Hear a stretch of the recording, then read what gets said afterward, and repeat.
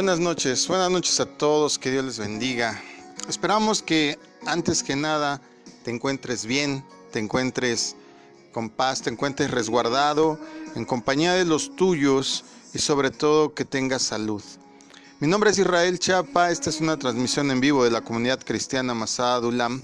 Estamos transmitiendo totalmente en vivo desde el municipio de Chimalhuacán, en la Cerrada Esmeralda, Manzana 4, lote 8. Y estamos en el municipio, te decía, de San Agustín, Atlapulco, Chimalhuacán, Estado de México. Conmigo se encuentran en esta noche Idalia Castro, Dara Castro, Jania Castro, Axaday. Bueno, Dios les bendiga. Aquí hasta los niños quieren participar siempre. Recuerda que estamos haciendo cultos familiares, que estamos teniendo enseñanzas. Hoy tenemos la gran oportunidad de que cada casa se vuelve escuela, y los que digan cosa contraria, ahí están las clases en línea que les están dando por televisión, pero también se vuelve una escuela en el sentido de aprender de Dios. Así es que Dios les bendiga a todos los que están escuchando y los que van a escuchar posteriormente en el canal que tenemos en YouTube. Estamos hablando durante este tiempo acerca de el Apocalipsis, porque hay varios mitos, hay varias enseñanzas equivocadas, hay varios tópicos que confunden a la gente. Y ahorita que estamos en este asunto del aislamiento social por la emergencia mundial de salud que hay por el COVID-19, pues surgen muchas dudas, muchas preguntas que hemos ido respondiendo a lo largo de las semanas a través de los mensajes que nos han ido dejando en la red. Te damos las gracias por conectarte y esperamos que las palabras que aquí demos puedan traer luz a lo que tú ya sabes, o inclusive a lo que crees o a lo que has escuchado. Sí te digo de una forma muy tajante, en el sentido de la enseñanza sí somos muy pragmáticos, no así solemnes, es decir, somos muy defensores de la correcta interpretación de la Escritura, porque precisamente los errores a veces los vamos trasladando, errores que en vez de traer luz, paz y tranquilidad, esperanza, pueden traer terror, pueden traer temor, pueden traer desesperanza, pero además de eso pueden tener una carga de confusión que te lleve al grado de ignorar o voluntariamente quererte hacer ignorante de estas cosas. Así es que buenas noches a todos, shalom, saluden todos. Shalom. Y estamos listos para empezar. Hoy tenemos un tema sabroso, un tema muy especial en el sentido estricto de que es un tema relevante para que podamos estar entendiendo el Apocalipsis. El gran problema que tiene el Apocalipsis, permíteme decirte que es que normalmente la gente lo desvirtúa. Normalmente vemos películas como Armagedón o Impacto Profundo o quiero hablar de cultura pop, cultura popular. Vemos la película, estábamos viendo hace unos días El Séptimo Sello de Demi Moore, o tantas y tantas películas, La Profecía, Damián y cosas que Hollywood ha querido interpretar. Y lo único que han hecho es confundir a la gente. Muchas veces también dentro de las mismas congregaciones, dentro de la misma iglesia de Cristo, se ha confundido a la gente. Muchas personas también que no siendo parte de la fe, quieren entrar a entenderle y empiezan a leer la Biblia, pero al encontrarse en el Apocalipsis con tantos símbolos, con tantas alegorías que no entienden y que leyendo solo el Apocalipsis lo quieren desentrañar, pues es muy difícil. Hemos hablado desde el principio que si tú no leíste los 45 libros y 21 cartas en su totalidad, no podrás interpretar jamás la Biblia, pero también hemos establecido algunas cosas. Bueno, el principal tema profético del Apocalipsis, digamos que ahora sí que la columna vertebral del Apocalipsis, se revela por medio de 7 grupos de símbolos esbozados. Ya hemos hablado de ello en las anteriores enseñanzas. Y para que tú puedas recurrir a estos materiales, te vamos a dar nuestras redes sociales, por si quieres comentarnos algo, por si quieres estar pendiente. Un saludo a todos los que ya están conectados. Dios les bendiga, buenas noches. Aquí están los medios para que te comuniques con nosotros. Amén. Por Twitter es @masadadulam.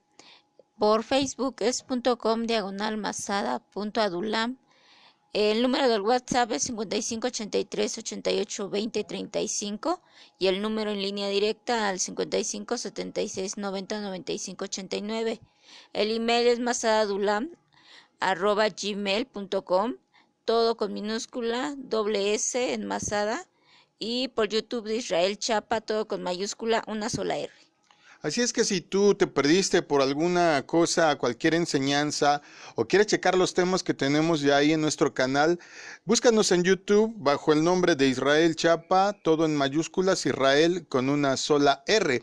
Ahí te vas a encontrar las enseñanzas que ya hemos transmitido acerca de este tema, que es precisamente el cómo entender el Apocalipsis. Decíamos que la columna vertebral, decíamos que lo más importante, o digamos de lo que se desprende toda la enseñanza, es precisamente este asunto de los sellos, este asunto del rollo. Es solo un rollo con 7 sellos. Quiero empezar ahora sí que a quitar ideas. No son 7 rollos distintos con 7 sellos, con un sello cada uno. Es un solo rollo que a medida que se va abriendo cada sello te comienza a dejar ver cada vez más de su contenido.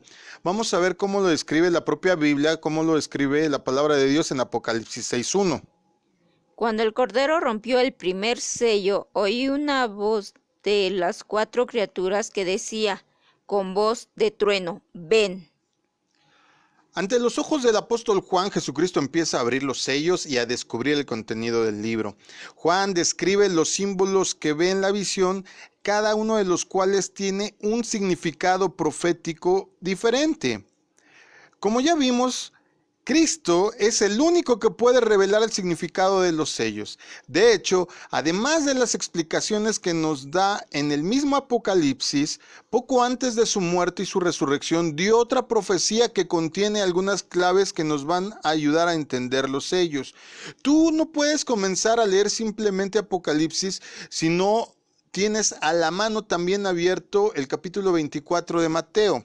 Esto nos va a servir para traer luz entre un pasaje y otro. Recordemos que una de las características para que una profecía sea correcta o tenga una correcta interpretación es que Jesucristo mismo tuvo que haberla dicho, o a través de él, como en la simbología está abriendo el Cordero los sellos, es decir, que solo a través de Jesús podemos entender la profecía. Y aquí en Mateo 24 específicamente, esta misma narración de este hecho se replica en Marcos 3, en Lucas 21.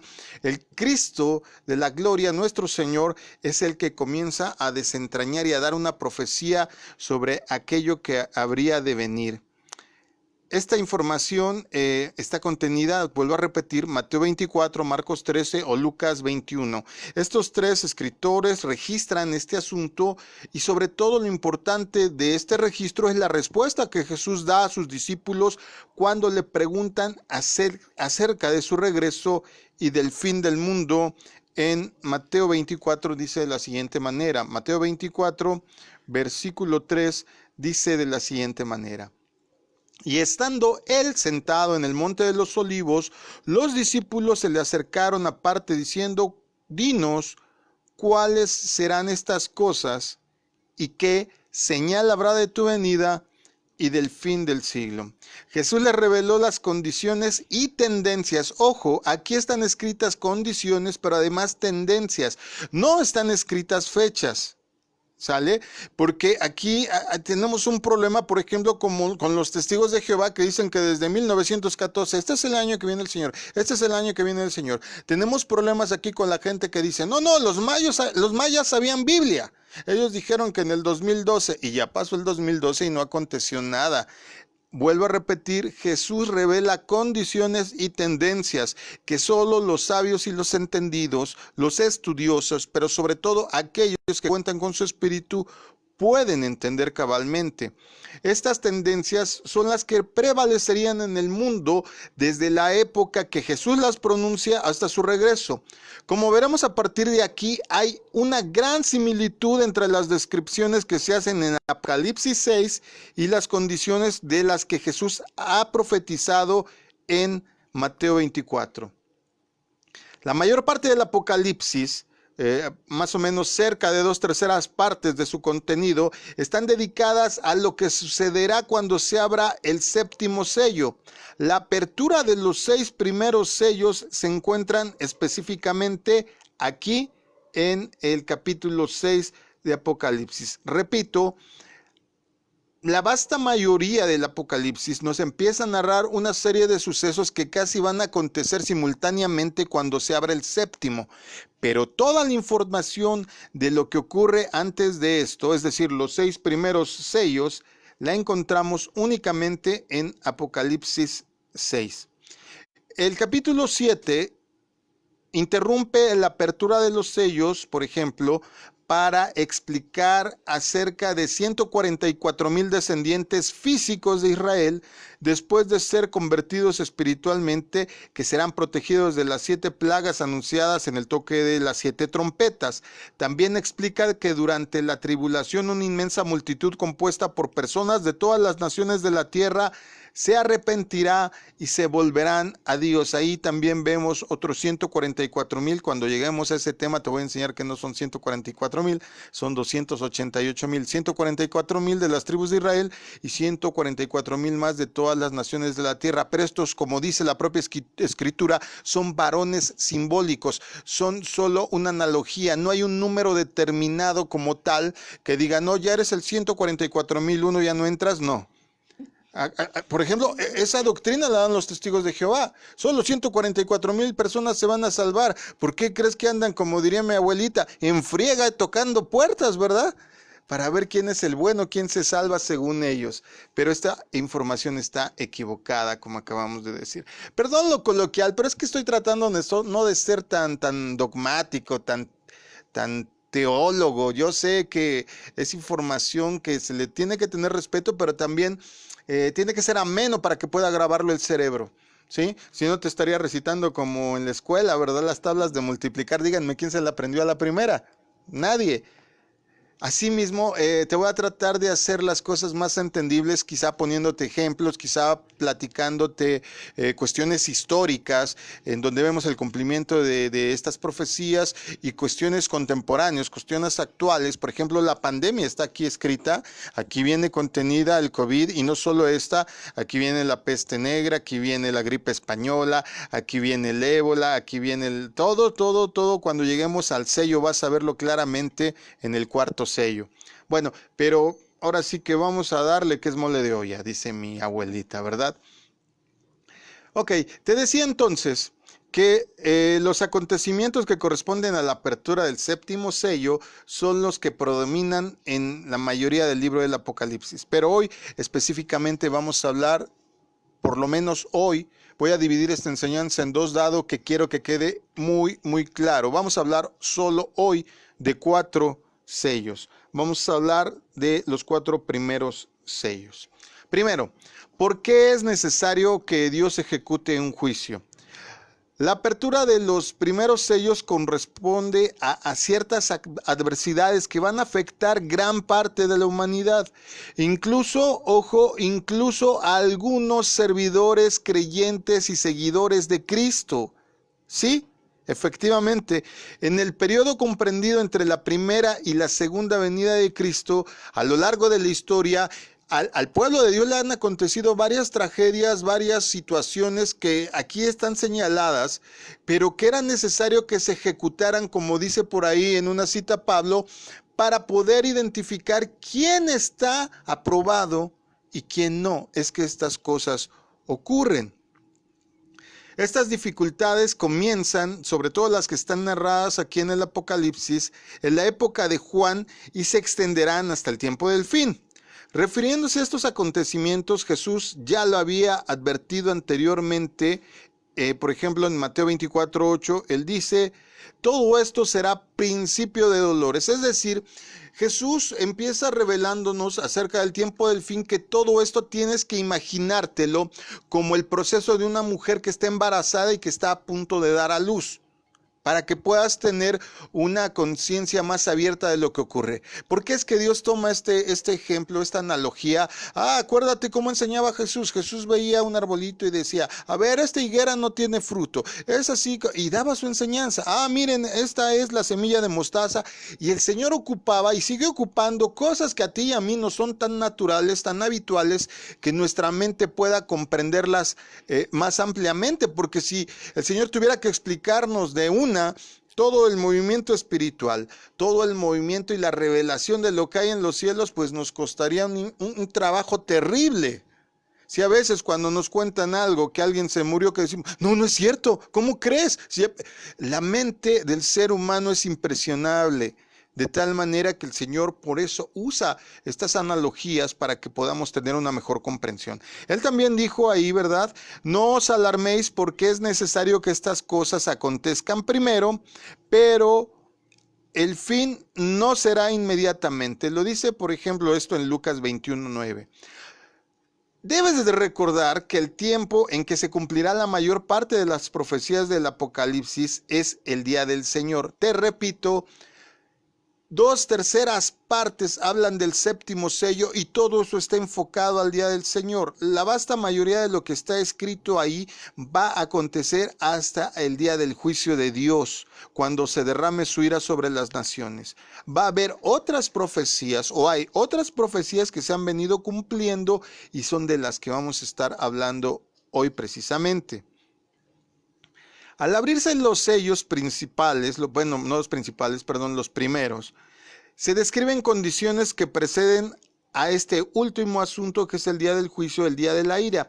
Estas son las dificultades que van a hacer necesaria la intervención y el juicio de Dios. Se relacionan con la forma que Satanás llevará a cabo su labor de engaño en la humanidad en el tiempo postrero, en los tiempos finales. ¿Sale? Habla de persecución de los santos, habla de interminables castigos sobre la humanidad por hacer la guerra, por hacer actos horribles, por maladministrar el mundo, por oprimir a la gente. Es decir, está hablando que todo esto que va a acontecer es fruto de lo que ya la humanidad ha sembrado y desde luego que por la influencia de Satanás ha cometido. Bajo el sexto sello, por ejemplo, cuando hablemos de él, vamos a ver descrito un despliegue de señales y prodigios cósmicos en el universo, en el espacio, y esto ocurrirá precisamente antes del día del Señor. Alguien me preguntaba por ahí, por ejemplo, en las redes, que si esta pandemia es el juicio final de Dios sobre la tierra. No.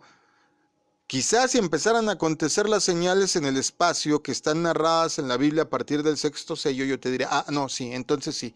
Pero tiene que conjuntarse una serie de cosas y de señales para que podamos decir que sería el final. Vuelvo a repetir, el Señor va a dar señales, va a dar diferentes elementos que solo los estudiosos entenderán. El resto de la humanidad, como está escrito, va a acontecerle como el que está durmiendo plácidamente y se le mete el ladrón en la casa de noche, ni cuenta se va a dar.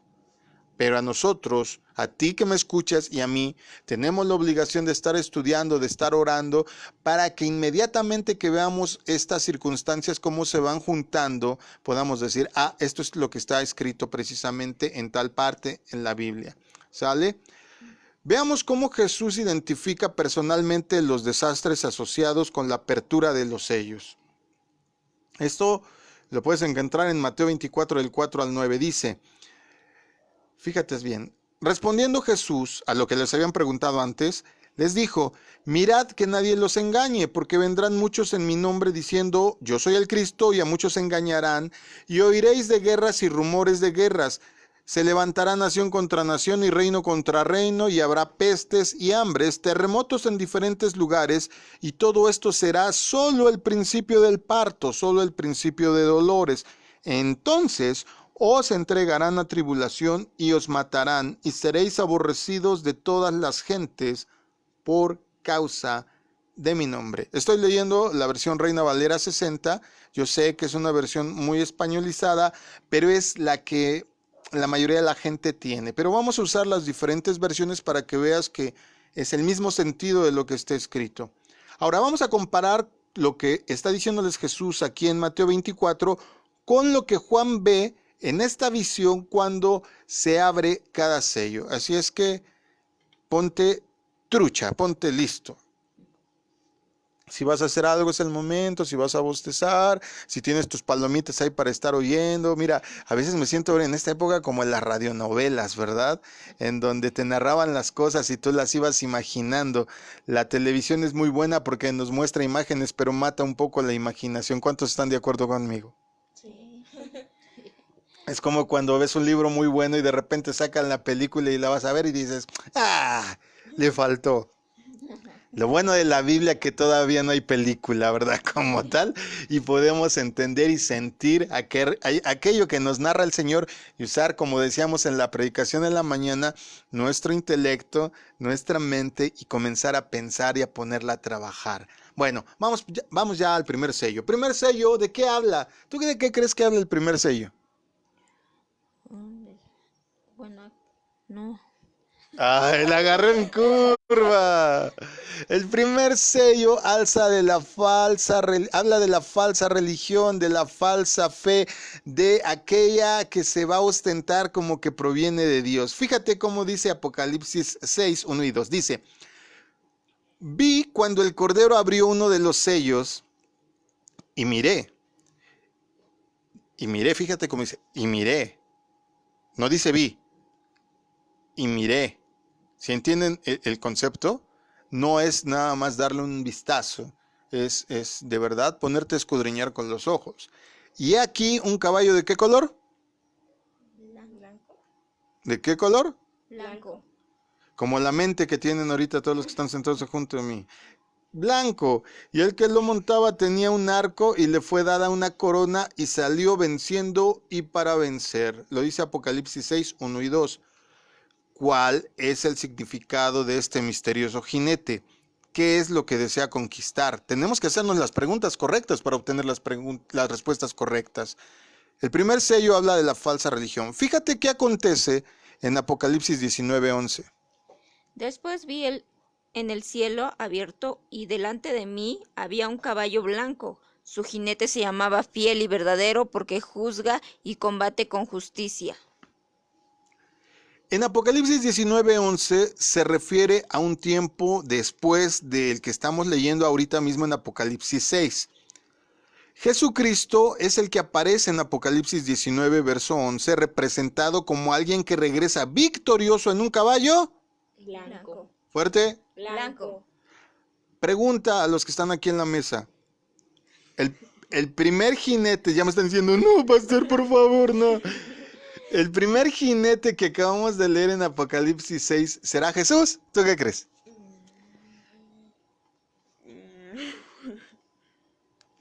Risita nerviosa. Yo digo que sí. ¿Es Sí. Jesús? ¿Por qué? ¿Porque viene en caballo? Blanco. ¿Y el del 19 viene en caballo? Blanco. Ok, ahí hay una coincidencia. Vamos a seguir viendo qué dice el 19. ¿Acaso el jinete del primer sello, es decir, estamos hablando del capítulo 6, es Cristo? ¿Tú qué crees? Dijeron que sí, que no sé, le dio risita, no sabía qué contestar, tenía su mente igual que el caballo, es decir, en blanco. Bueno, en su apariencia exterior se parece mucho a Cristo, este del Apocalipsis 6, el del primer sello, porque tenemos la plena seguridad de que del jinete de Apocalipsis 19 es Cristo. Pero este del 6 se parece mucho, ya vimos una similitud que nos hizo ver Dara, viene en caballo blanco, pero vemos algunas diferencias a las cuales tienes que poner atención. Por eso el adjetivo que usa este Juan de y miré, se refiere a que tenemos que tener una vista aguzada, una vista escudriñadora, una vista, ¿vieron Terminator? Así de y analizaba así tienes que leer la Biblia, así es como la tienes que leer. Ah, Chihuahua, ¿por qué dice esto? Porque es ahí donde encuentras la verdadera revelación. ¿Cuántos dicen amén? Amén. Ok, entonces hay que poner atención a las diferencias. Fíjate bien. El verso 12 dice algo más, nos va dando una relación de esto. 19:12. Sus ojos eran como una llama de fuego y tenía muchas coronas en su cabeza. Tenía un nombre escrito en él, pero solamente él lo conocía. Tenía muchas diademas, muchas coronas, pero fíjate, regresemos a Apocalipsis 6, y traía una sola corona. ¿Sale? El de Apocalipsis 6 trae una corona, pero el de Apocalipsis 19, que es Cristo, en algunas versiones dice que trae muchas diademas, en otras dice que trae muchas coronas, que finalmente es lo mismo en el sentido de que reflejan autoridad, y en otras versiones dirá tiaras. ¿Sale?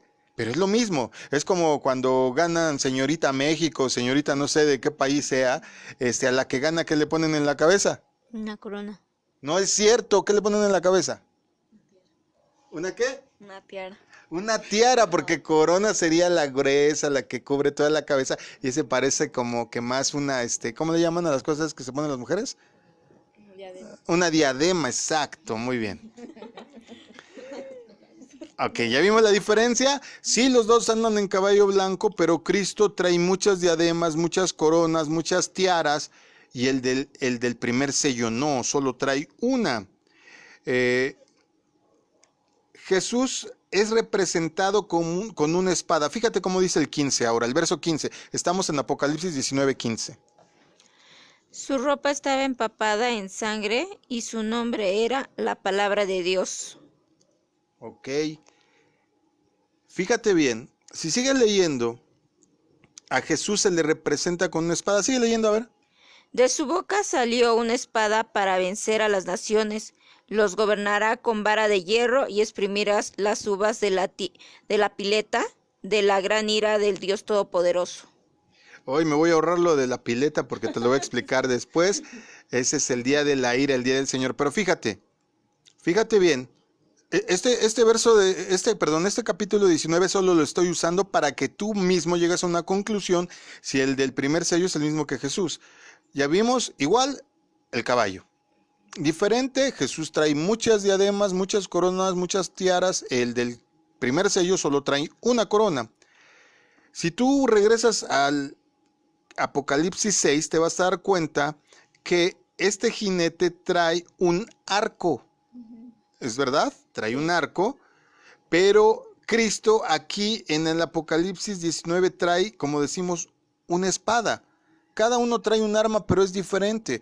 Jesús trae la espada que sale ¿de dónde? De su boca. Ah, la palabra de Dios.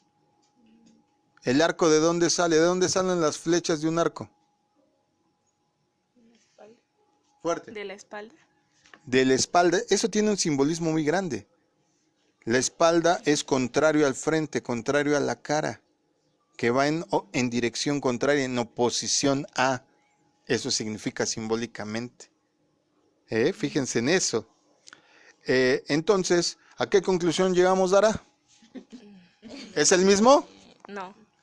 ¿Estabas equivocada? Sí. Correcto. El del capítulo 19, desde luego, es Cristo. Tiene sangre.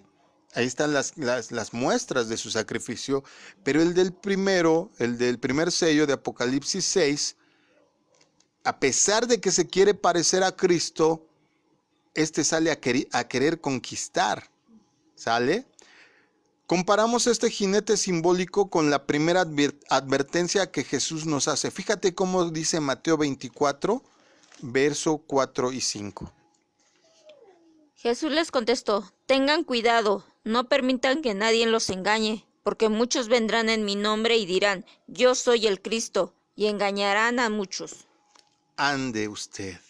La primera adversidad que sus discípulos tendrían que enfrentar provendría de los engañadores. Unos versículos más adelante les explicó los métodos, ahí en Mateo, que estos engañadores iban a utilizar para usurpar su nombre. Aplicarían el nombre de Cristo a una religión que en realidad es un falso cristianismo. ¡Ojo! Hay religiones que se ostentan como cristianas, que traen hasta en su logotipo Jesús es el Señor. Y ¡ojo! Al igual que el jinete, que es un falso, diríamos aquí en México, es un Cristo pirata, entiéndase por pirata falso, este no lo es. Dice el verso 23 y 24, de ahí de Mateo 24, más adelante, fíjate. Entonces, si alguno os dijere, mirad aquí está el Cristo, o mirad allí está, ¿qué debes de hacer? No creerlo. No creerlo. Sigue diciendo, porque se levantarán falsos cristos, falsos profetas, y harán inclusive grandes señales y prodigios de tal manera que engañarán, si fuere posible, aún a los escogidos. Ya os lo he dicho antes, así que si os dijeren, mirad está en el desierto, no salgan, o mirad está en los aposentos, no lo crean. Esto ya viene ocurriendo de un tiempo para acá. Desde el mismo principio ya había falsos maestros, falsos profetas, y con el tiempo se han, a lo largo de los años, levantado muchas personas que dicen, yo soy Jesús, yo soy Jesús. Tenemos un caso tristemente célebre en la ciudad de Waco, Texas, o Waco, Texas, depende de tu inglés como lo pronuncies, donde un hombre llamado David Koresh engañó a través de una doctrina, porque finalmente usaba la Biblia para engañar a la gente y le hizo creer a la gente que él era Jesús.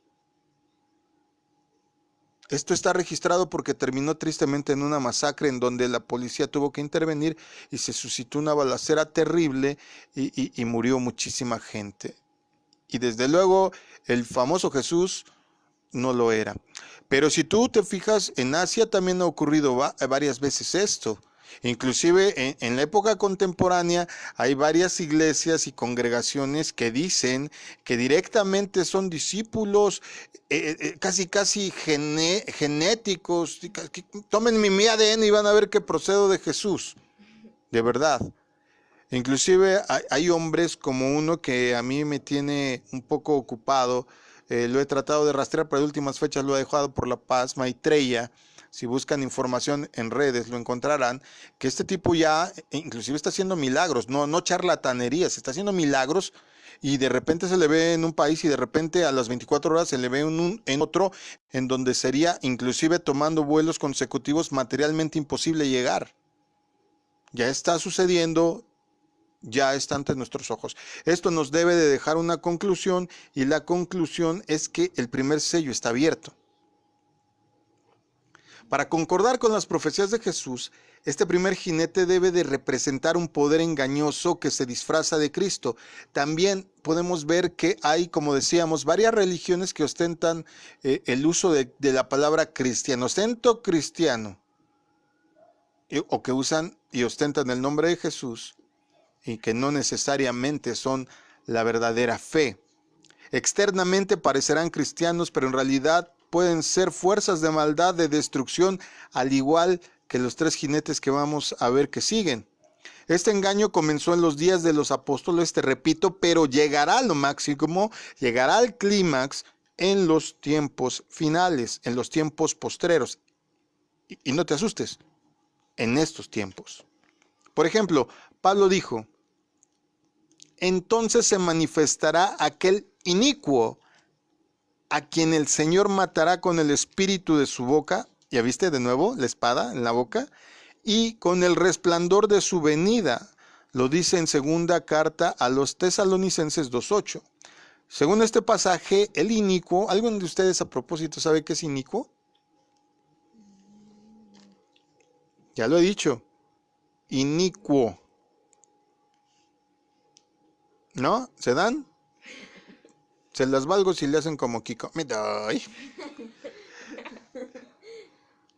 ¿Qué es un inicuo? Un inicuo es aquel que no se somete a ninguna autoridad.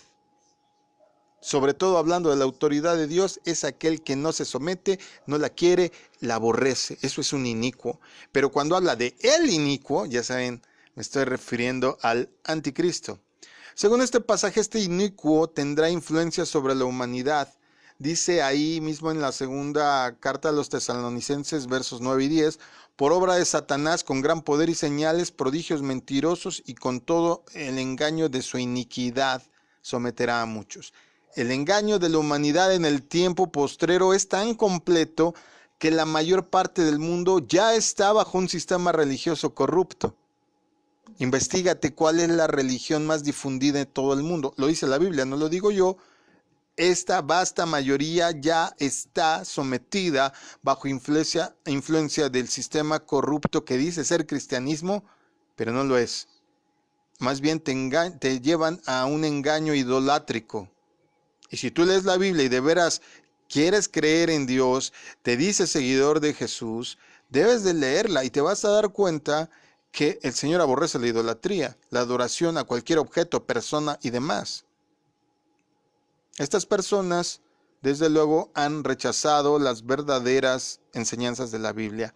Segundo sello, me voy a ir un poquito más rápido. Segundo sello, el horror de la guerra. Apocalipsis 6, 3 y 4. Cuando el Cordero rompió el segundo sello, oí que el segundo ser viviente decía, ven. Entonces apareció otro caballo de color rojo.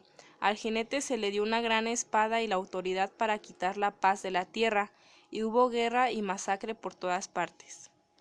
Este jinete cuyo caballo es de color Rojo. rojo, color de la sangre, concuerda con la advertencia que Jesús nos hace ahora, comparándola con Mateo versos 6 y 7. Dice, oiréis de guerras y rumores de guerras. Ahí me voy a ahorrar unas pocas palabras, porque se levantará nación contra nación y reino contra reino. Cuando Jesús funda la iglesia, el imperio romano estaba disfrutando de un breve periodo de paz, pero esto duró tan solo unas pocas décadas. Luego Roma estuvo nuevamente en guerra. Este ciclo habría de continuar hasta el tiempo del fin, cuando llegará a su clímax en la batalla de aquel gran día del Dios Todopoderoso, como lo dice Apocalipsis 16:14, y también como lo empezamos a leer ahí en Apocalipsis 19, 11 al 21. Pero el Apocalipsis nos indica que aún antes de la batalla final el mundo entero estará sumido en la guerra. Inmensos ejércitos cegarán a cientos de millones de vidas.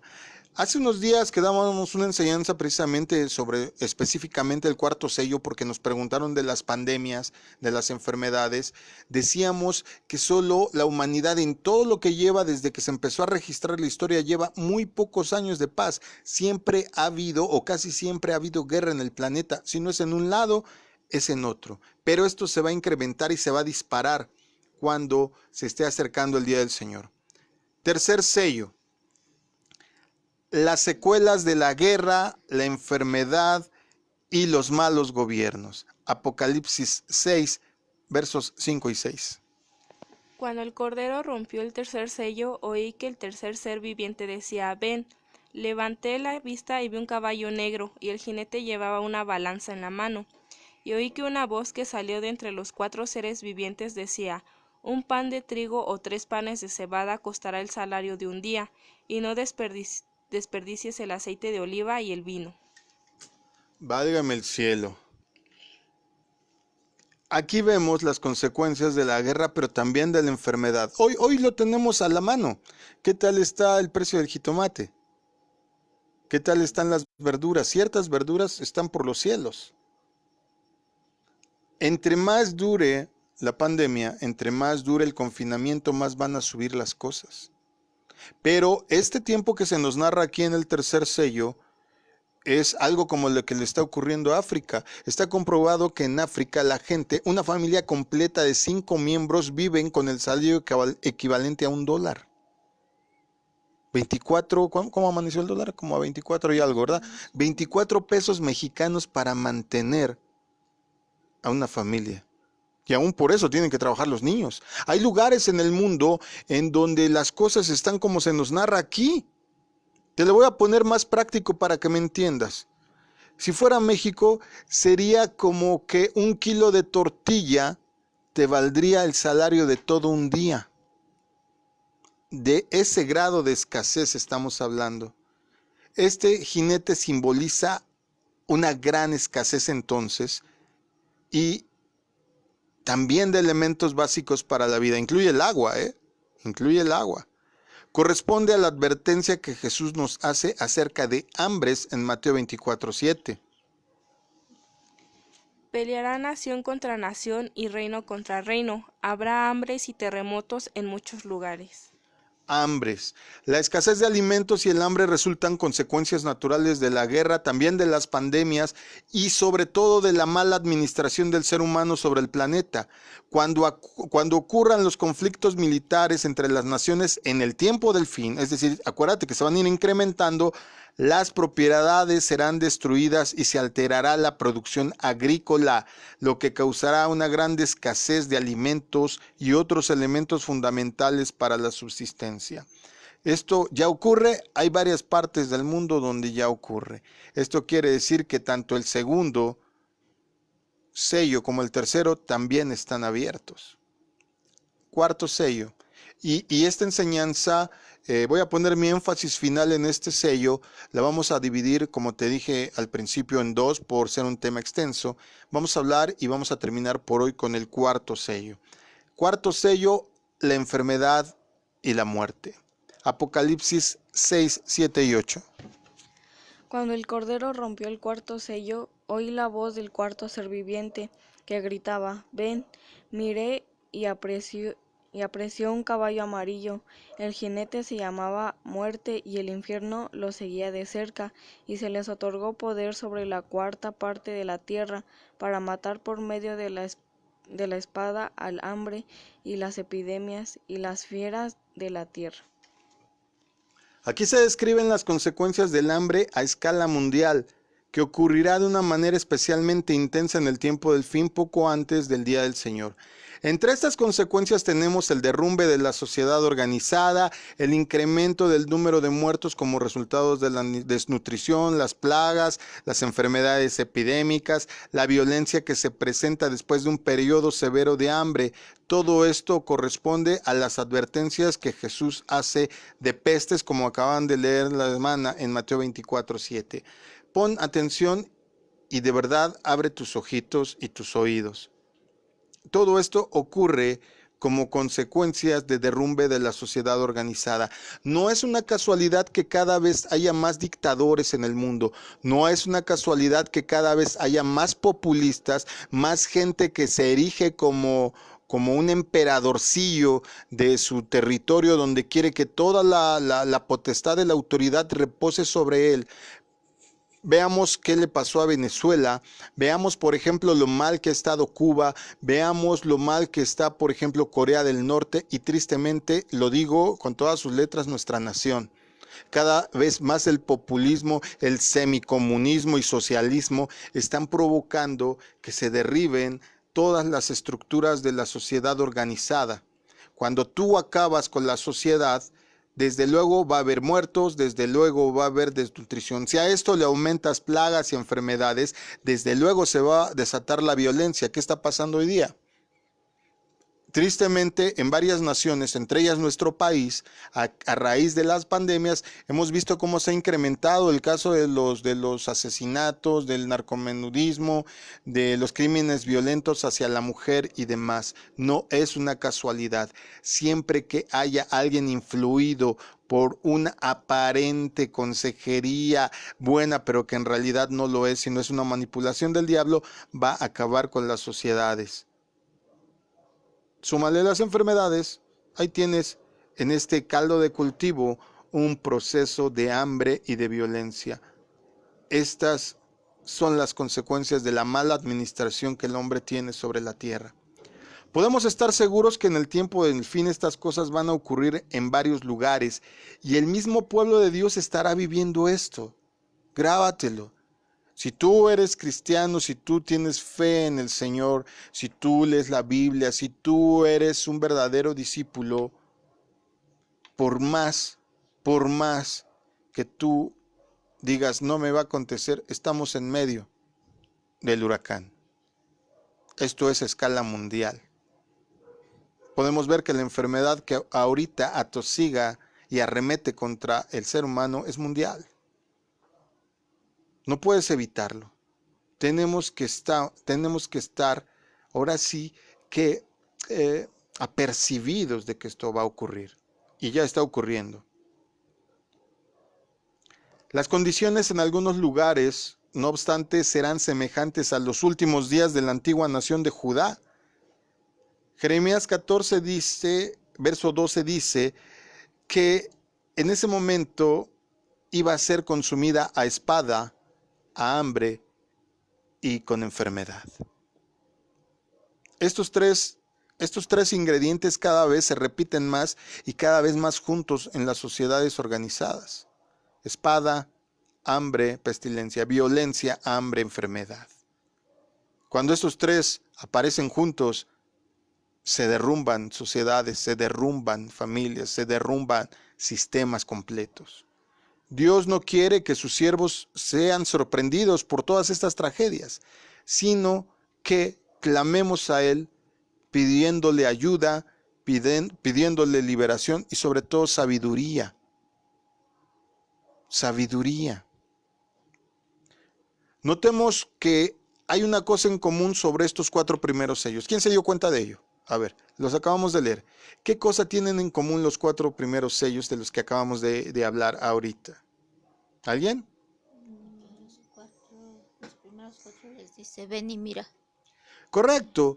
La cosa en común que tienen es que en cada una de las ocasiones se le llama al apóstol Juan a ser testigo. Ven y mira. Ven y mira. Ven y mira. Y una vez más, ven y mira. Juan ocupa el lugar simbólico de la verdadera iglesia de Cristo, la que vamos a llamar a partir de este momento la novia, la iglesia novia del Señor.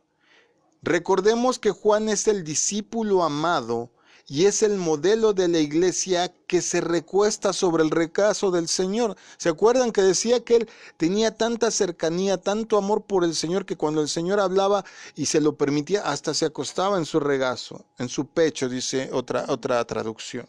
Esta es la prefiguración de la iglesia. 4 veces se le dice a la iglesia, ven y mira, ven y mira, ven y mira. ¿Esto qué quiere decir? Que la iglesia va a ser testigo de estos 4 sellos. A partir de este punto, es decir, entre el 4º y el 5º sello, no se le vuelve a llamar a Juan a ser testigo.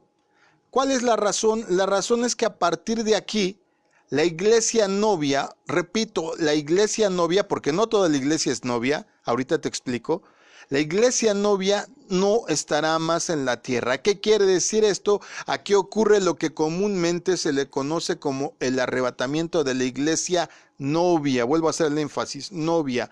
A diferencia, ¿qué hay diferente entre la iglesia en general y la iglesia novia? Bueno, que se pueden catalogar de 2 maneras, la iglesia novia y la iglesia cuerpo de Cristo. La novia se va a partir del 4º sello, pero la iglesia cuerpo de Cristo permanece en la tierra. ¿Cuál es la analogía de todo esto? ¿De dónde sacamos esta conclusión? Bueno, esta analogía la encontramos desde el principio. Vamos al Bereshit. Si vamos al Bereshit, que nuestra Biblia sería el Principio. ¿Qué libro es? Génesis. Ok, pues hábleme en español. Si yo estoy hablando en hebreo, usted hábleme en español. Vamos al Bereshit, vamos al principio, vamos al Génesis. Ahora, aquí una cosa, ¿qué significa Bereshit, pastor? Bueno, Bereshit es un vocablo compuesto en hebreo, como ya te podrás haber dado cuenta, por el prefijo be de Bereshit, que significa dentro de, en, con, por medio de, por causa de. Todo eso significa be. Y Reshit, por eso Bereshit, y Reshit, que significa primero, en lugar, tiempo, orden o rango. También Reshit significa primicia. Grábate esa. Primicia, inicio, principal, lo mejor. ¿Te fijas? Reshit no solo significa lo primero, significa lo mejor. Significa lo principal. De tal manera que si tú eres un estudioso de la Biblia te vas a encontrar con que muchas cosas del Génesis van a señalar todo el resto de la Biblia y van a tener un peso específico que si tú puedes entender Génesis, se te van a abrir las escrituras para que entiendas todo lo demás de la Biblia.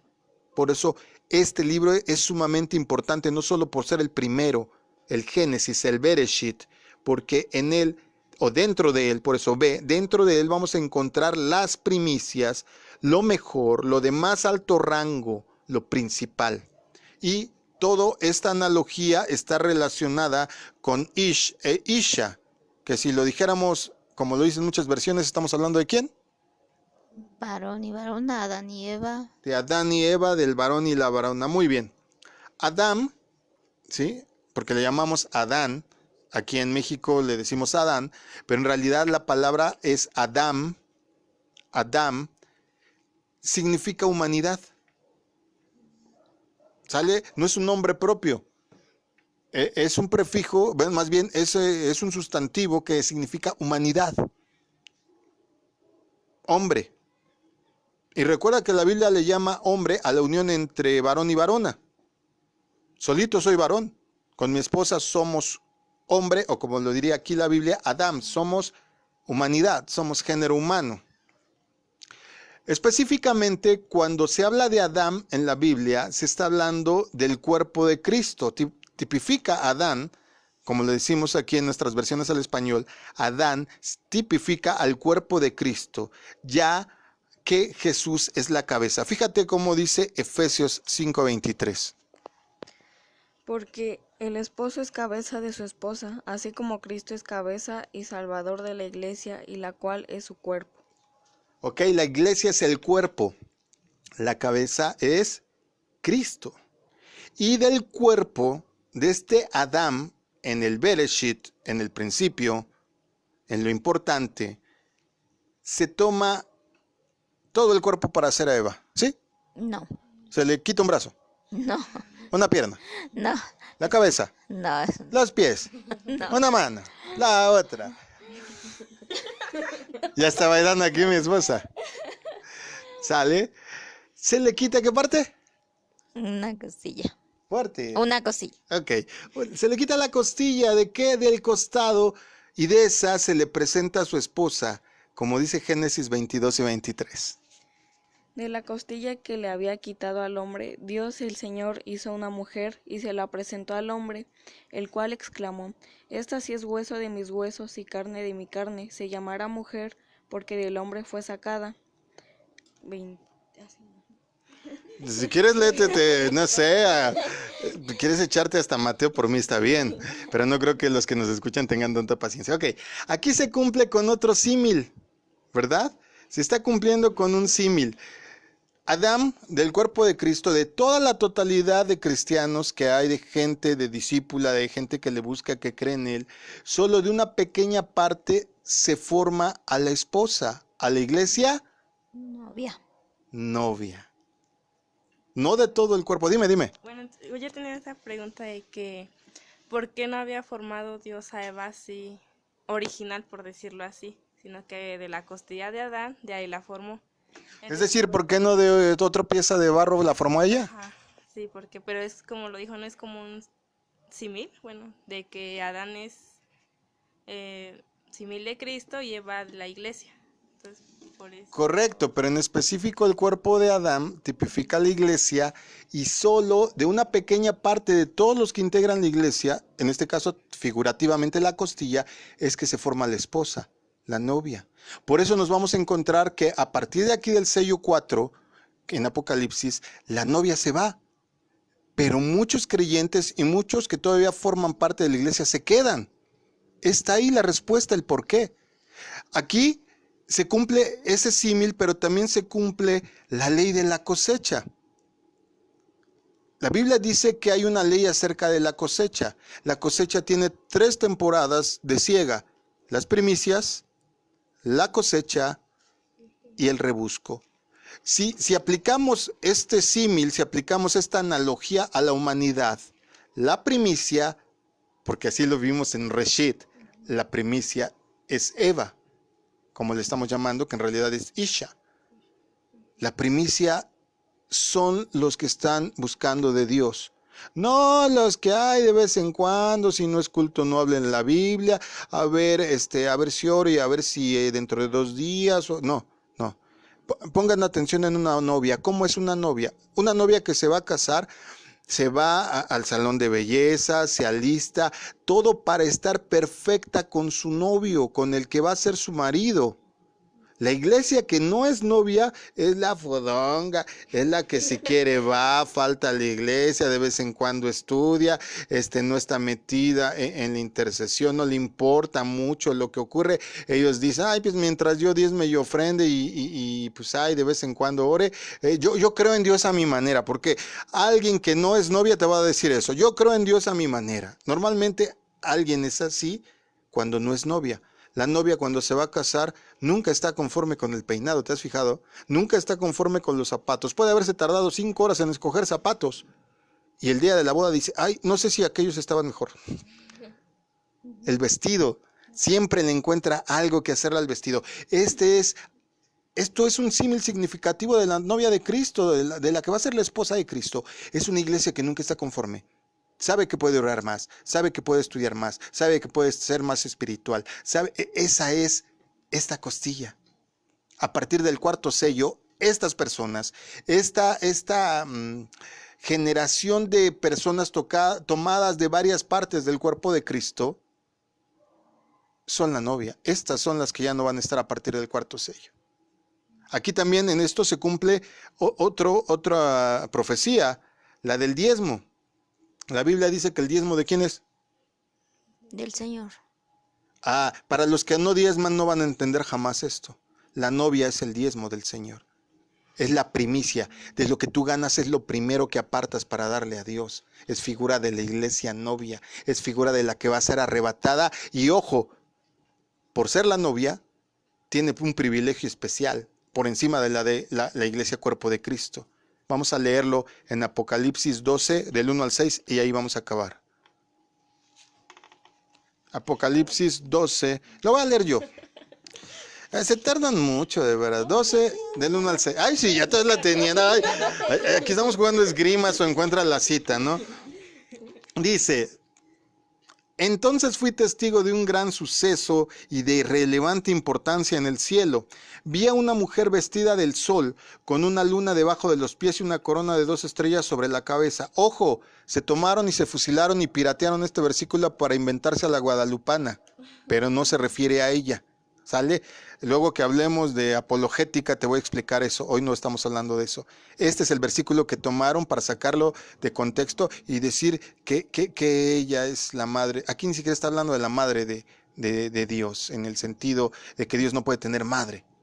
No, Dios nada más, y eso Jesús, una de las personalidades de Dios, se engendró nada más. Bueno, dice que ella estaba embarazada y gritaba con dolores de Parto. Ahí está el símil, ¿se fijan? Estamos hablando de que te tenías que imaginar todo esto como un parto. Esta mujer estaba embarazada, tenía dolores de parto y tenía agonía porque iba a dar a luz. Luego fui testigo de otro suceso importante en el cielo. Vi un gran dragón rojo con 7 cabezas y 10 cuernos y una corona en cada cabeza. Esto ya lo explicamos un poco la vez pasada, lo vamos a abordar más adelante. Con la cola arrastró la tercera parte de las estrellas del cielo y las arrojó a la tierra. Estos son demonios caídos. Cuando la mujer estaba a punto de dar a luz, el dragón se paró delante de ella, listo para devorar al bebé en cuanto naciera. ¿Quién es este bebé? Este bebé a la vez es Cristo y a la vez representa a toda la iglesia naciente. ¿Sale? Pero también la mujer representa a la iglesia. Aquí nuevamente hay una discrecionalidad. ¿Sale? Pero fíjate bien, refiriéndonos en específico a la iglesia, dice lo siguiente: ella dio a luz un hijo varón que gobernaría todas las naciones con vara de hierro. Ahí está Jesús. Al dragón le arrebataron el hijo porque lo quería devorar. ¿Te acuerdas cuando lo quiso matar a través de Herodes? Ahí está, fue arrebatado y lo llevaron hasta Dios y su trono.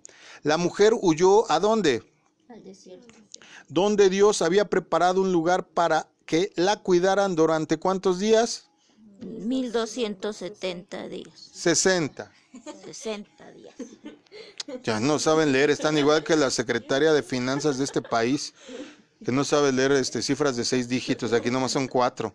Bueno, 1260 días. Ojo, los judíos no miden el tiempo como nosotros, el calendario es totalmente distinto. Y cada mes tiene 30 días.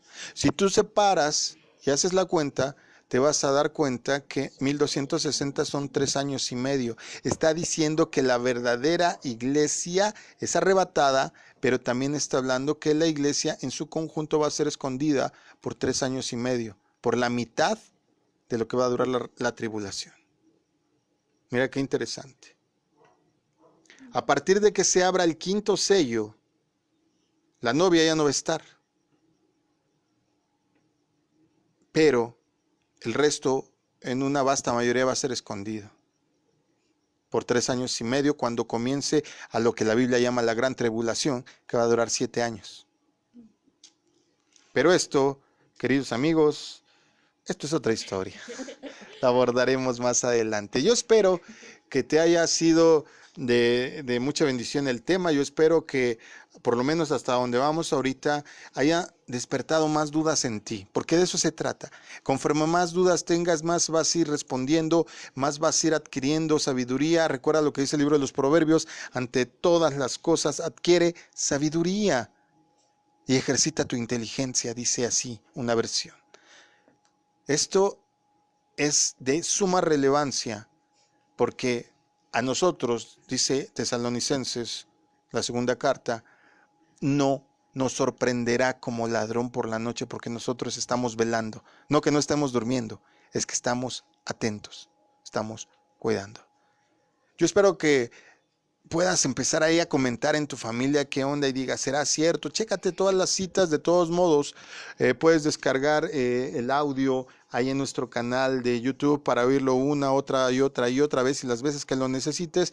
Y para los que se les haga más práctico leer, también subimos toda la información en nuestra página de Facebook. Ahí en el grupo Hermanos vamos a dejar permanentemente estos archivos para que tú puedas consultarnos. Es un gusto, y sábete que oramos cada día porque te encuentres bien, para que la enfermedad no siga disipándose tanto, extendiéndose tanto, y al ser obedientes y al guardar las medidas de higiene que tenemos que guardar, podamos ir acabando con que se propague el contagio. Esta enfermedad se va a quedar, aquí dice la Biblia que va a haber varias más pandemias, y en medida como aprendamos más rápido cómo lidiar con ellas, cómo adaptarnos, podemos estar tranquilos y esperanzados, porque esto solo es el principio de dolores. Y si hacemos tú y yo bien las cosas, no te preocupes, ya no veremos la apertura del 5º sello.